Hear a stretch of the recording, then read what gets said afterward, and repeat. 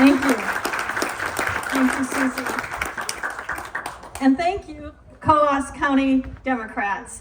I just have to start by telling you that years ago, I was the chair of the Guilford Dems.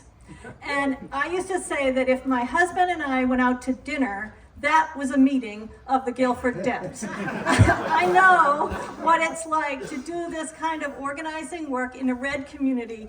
This is, though, where we win elections. That's by getting out there, knocking on those doors, organizing, making those phone calls. That's how we spread the word. That's how we decrease their margins. That's how we turn this state from red to purple. Keep up the good work. You're doing a great, great job. So thank you. So I'm Cinde Warmington. You know me as the only Democrat on the Executive Council these past 2 terms. I am now running for governor, and I'm running for governor because I believe that every single Granite Stater deserves the opportunity to thrive. And I just have to say that our country is based on this, that no matter who you are, no matter where you can come from the most humble beginnings. And if you work hard, you get an education, you can build a better life for yourself and for your family. And that's my story. And I bet it's a story that many of you share. That my parents, when I was young, my dad worked at the Four River Shipyard. My mom waited tables to make ends meet. They had 4 kids in 5 years, and yet they were still able to put a roof over our heads and provide for their family. And I was able to get a great public education. I was the first one in my family to ever go to college. I had to work 2 part-time jobs, 30 hours a week, all through college to pay my own way. I worked hard. My first job was at Lakes Region General Hospital in the lab. I spent 40 years in healthcare. I had 2 children, and I was able to provide a better life for them. And that's the American dream. That's what we should have for all of us. But for so many, that dream is slipping away. That opportunity is slipping away. I was talking to a mom recently, and her son is a police officer, her daughter is a licensed nursing assistant, and they've come to understand that they will never be able to afford a house. It's wrong. It used to take 1 income for a family to thrive. Then it was 2. Now even 2 is not enough. And it's the skyrocketing costs of electricity and healthcare and affordable and housing and childcare. These things are all mounting to make it impossible for young people to get ahead. And we owe this to our country because this is the essence of America. This is why we are the hope of the world. This is why we are America. So one of the things that makes it very difficult for people to thrive is this cost of housing. We have a housing crisis that is underpinning our homelessness problem, our workforce shortage, and the fact that our young people can't stay here. And you just heard Ro Khanna say, don't talk to me about slogans, talk to me about how. Well, when the governor brought $100 million to the Executive Council for housing, it didn't have a single word in there about affordable housing. And I picked up the phone and I called the other councilors and I said, listen, this isn't gonna work in my district. And it's not going to work in your district either. Remember, I'm calling Republican executive councilors that we almost never agree on anything, but I've built relationships with them. And I said, this isn't going to work in your district either. So we got to the council meeting. Councilor Wheeler said, you take the lead. So I did. The governor thought he was just having yet another fight with Warmington. And then the others started piping in, and all of a sudden he realized, oh no, they're all with her. And that was right. He didn't have a single vote at that table. And we sent that back. And that $100 million came back to the council with guardrails around it for affordable housing. That money's been pushed out to our cities and towns, and we are building that housing all across our state right now.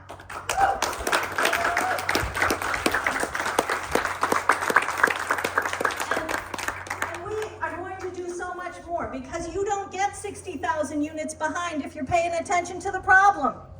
So we right now don't have anyone in Concord who is actually accountable for how many housing units we have in this state. We need to change that. Someone needs to be accountable for this.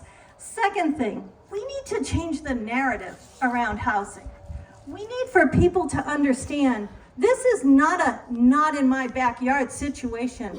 The people you're keeping out of your backyard are your children and your grandchildren who can't afford to raise their families here. It's your police officers and your teachers and your firefighters who can't afford to live in the communities they work in. We need to change the narrative around this. We will. I've also been working with developers all around the state to say, tell me why. Why won't you build? And they all tell me these restrictive zoning regulations, we're going to get after that. We're really going to put incentives in place for communities to make the changes they need to make so that communities can grow and so people can thrive. Another area where people can't thrive is if you're suffering from a mental illness and you happen to be in a hospital emergency room. None of us could possibly imagine going to a hospital emergency room with an acute medical condition, say a heart attack, and being told to sit in a room and wait for a few days or weeks before we got treatment. But that is exactly what is happening in our state right now. So when the governor came to the executive council with $15 million, he wanted to give it to a for-profit company to build a psychiatric hospital. I said, well, are they going to take Medicaid? Are they going to prioritize New Hampshire residents? Are they going to take people out of the hospital emergency room? Well, those were the guardrails we as the council started to put around that, and the for-profit company didn't want to do that. So that 15 million didn't go there, and instead it's going to Solution Health in Manchester, and we're building that psychiatric hospital. But we have so much more to do on mental health. I sat on the mental health board in Laconia for 8 years. I chaired that board. I was on the board of Riverbend. I have spent my entire career working in mental health and substance use disorder in my volunteer work. And we need to build out the entire continuum of care. We need to integrate mental health into our schools, into our primary care offices. We need to build out those intensive outpatient programs, those partial hospitalization programs, and the transitional housing we need, and we can solve this problem. And what so many people don't understand is that we can afford to send someone actually into someone's home every day and make sure they take their medicine, they get a visit, we make sure they're living in a safe environment. We can do that every single day, and that will be less expensive than the one hospitalization that will occur if they don't take their medicine. It makes good money sense, and it is just plain humane.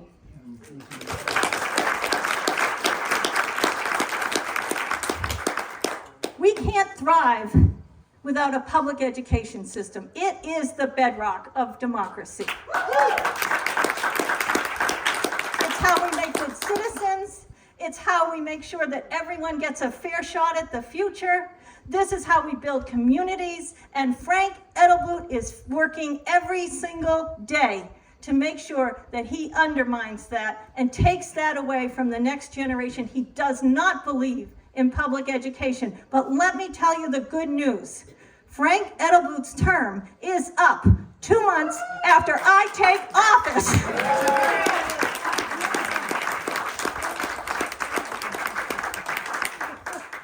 Reproductive freedom.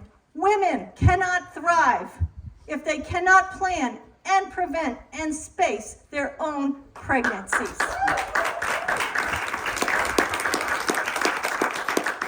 We need to get rid of this ban and replace it with protections for safe and legal abortion in our state. Politicians have no place in this decision-making. Sununu and all his friends can get out of the exam room. We can make our own decisions. Thank you very much.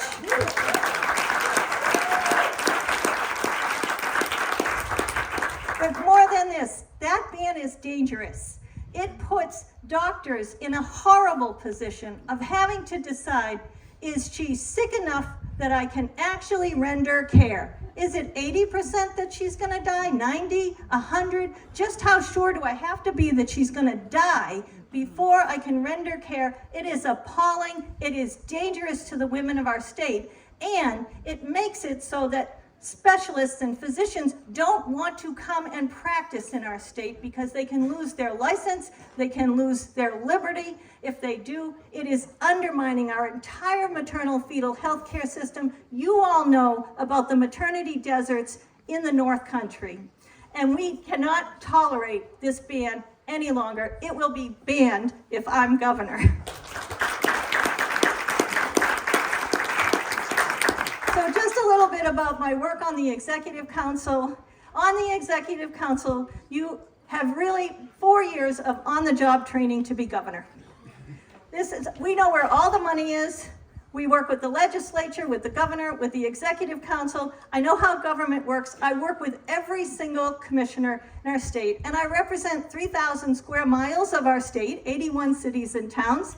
And I understand the issues of fishermen to firemen to firefighters to parents and teachers and students, small businesses, large businesses, cities, small towns, large towns. I have represented them all.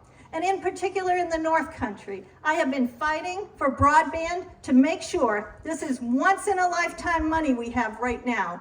And we need to make sure that we get broadband to every single location in our state. It is essential. Essential for the North Country to thrive, to get this broadband money out. I've been working on that with Congresswoman Custer for some time now, and I think we have the right plan in place. We're going to see that through. Some of the other issues that I've been working on up here is the lack of emergency medical services and the funding for that. We just got some additional funding. I'm working for some specific funding in some communities here to make sure that those services don't fall down. But even anyone in my district can pick up the phone, call me, and I can call a commissioner and get their problem solved. So when Jordan Applewhite had a problem with her driveway for her new business, she could call me, and I can call the Commissioner of Transportation, and now Slim Pickens is open for business.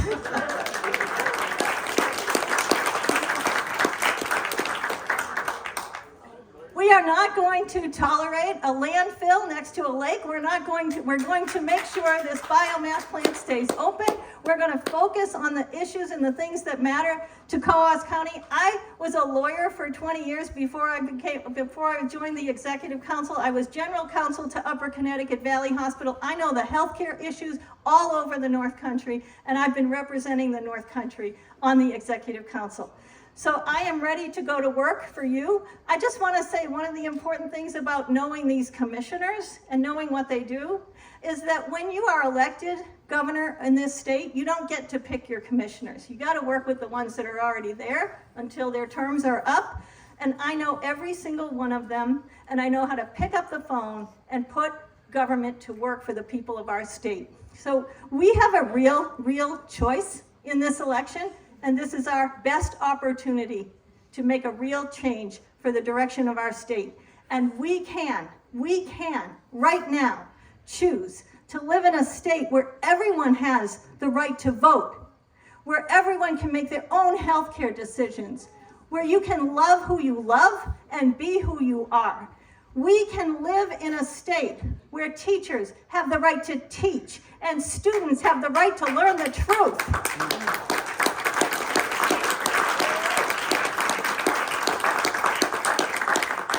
We can live in a state where we believe in climate change, where we invest in energy efficiency and renewable energy, and we can drink clean water and breathe clean air. We can live in a state